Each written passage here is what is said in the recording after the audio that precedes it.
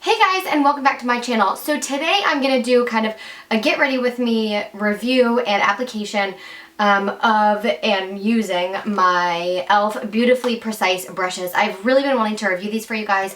I got the set here, and I also have all three of their sizes of the Beauty Blenders.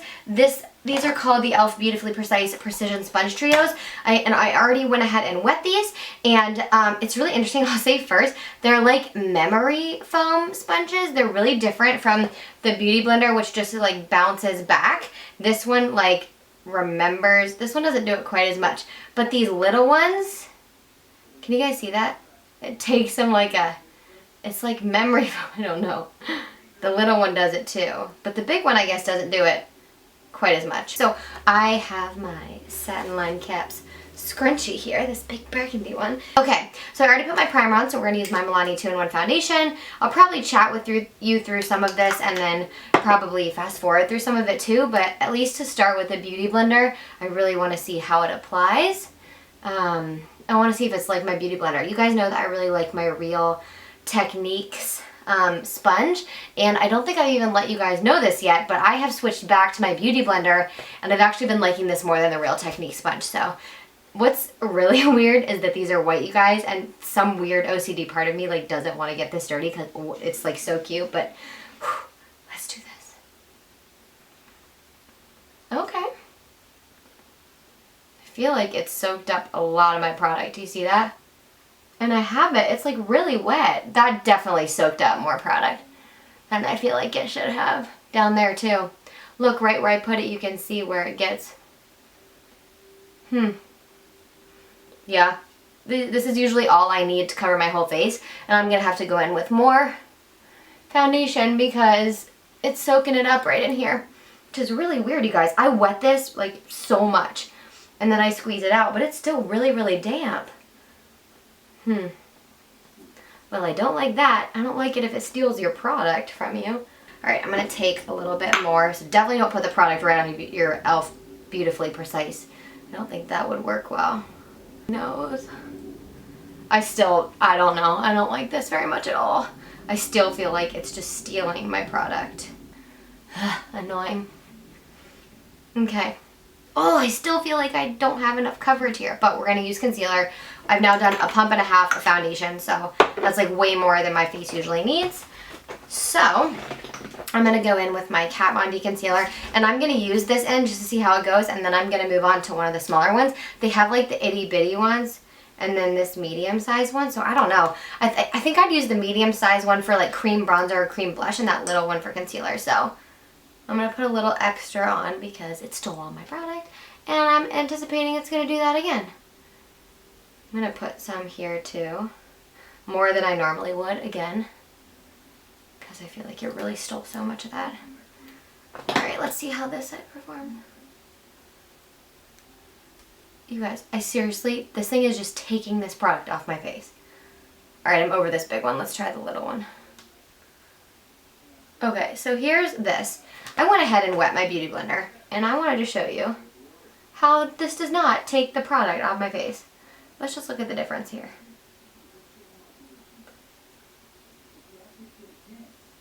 Do you guys see the difference there? How much more even that coverage is? I can see it in the mirror. I'm hoping you guys can see it. I'm using my Beauty Blender up here. Down my nose. And let's take this guy again. It just, you guys, these, don't buy these. I mean, I do not think that I did this.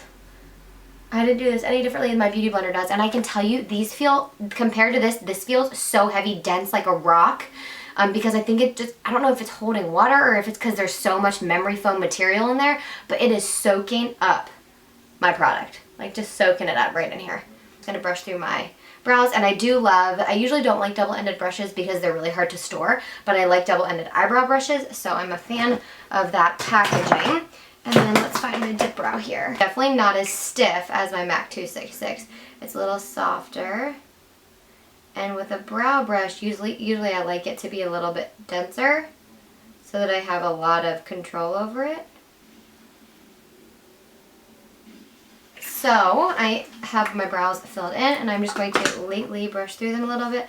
I have to say that at first I was kind of off-put at how soft and like kind of flimsy it is. Not flimsy, but it's not quite as dense as the MAC 266, but I'm actually kind of digging how much more natural my brows look. There aren't any like super harsh lines because it really kind of feathers it out and makes it look really natural. That being said, if you do like your brows really stiff and strong, you probably won't like this brush. It's going to be a lot harder to get that effect with this brush than say with a MAC 266 or even with the Anastasia brow brush. Okay, so the three eye brushes that e.l.f. has are the Precision Eyeshadow Brush, the Precision Smudge Brush, and the Eyeliner Brush, and I will say right away I think they're missing a blending brush.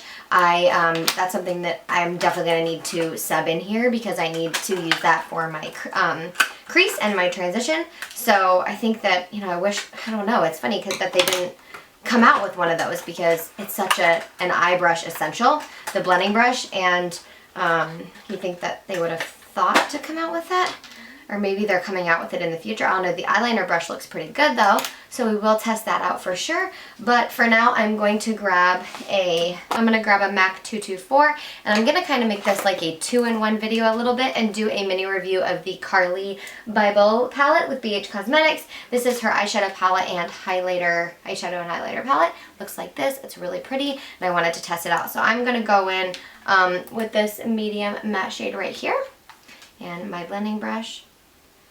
And this is, she has a couple like darker matte shades and a couple shimmers, but I feel like this is the only one that would work well as a transition color for me. Might be a little dark. No, it's gonna be good, I think.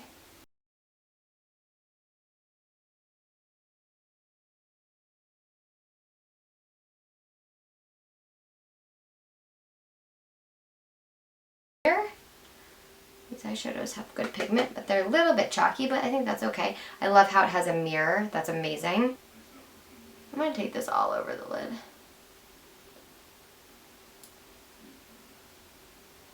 And this brush is working really nicely.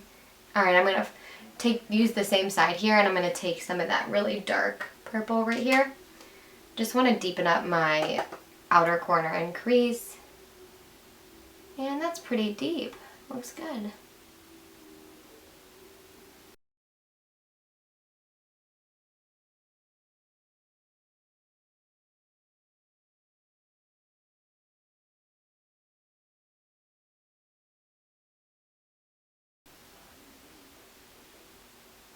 These eyeshadows blend out very well and very easily. I'm going to take the other side of that smudge brush, and I'm going to grab a little bit of this kind of copper shimmery color right here.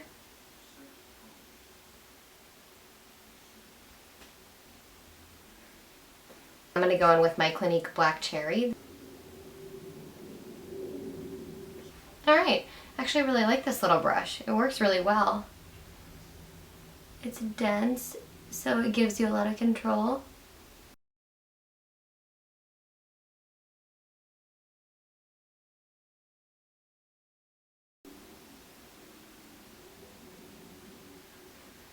And I completely forgot to set my face in the midst of everything after doing my brows, because I was so excited to try my eye brushes. I'm going to take this is the e.l.f. powder brush, and I love how they're white, by the way. This is like not quite as stiff as the one I normally use, but they're really, really soft and feel really good. I'm just gonna swirl it in my MAC Mineralized Skin Finish and put this all over the face. I've been getting away from baking a little bit right now. No, I'm just not feeling it as much. So I do want to really try all of these brushes, so I'm going to go in with the Sculpting Brush, and let's see. I'm going to take a little bit of my Makeup Forever Pro Bronze Fusion and kind of load up this brush. It's definitely dense, so oh, look at that.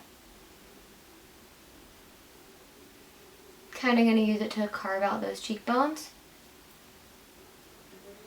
That works nice. Kind of like the NARS Ita brush, if you guys are familiar. Kind of put this up here. And it's actually really good at blending it too. It's not like really stripey. I'm kind of impressed with that. You can see that like blends out pretty well. Okay, now I desperately want to see how this applies. It says blush, bronzer, or foundation, or I think powder. So I'm going to put this on my bronzer like that, and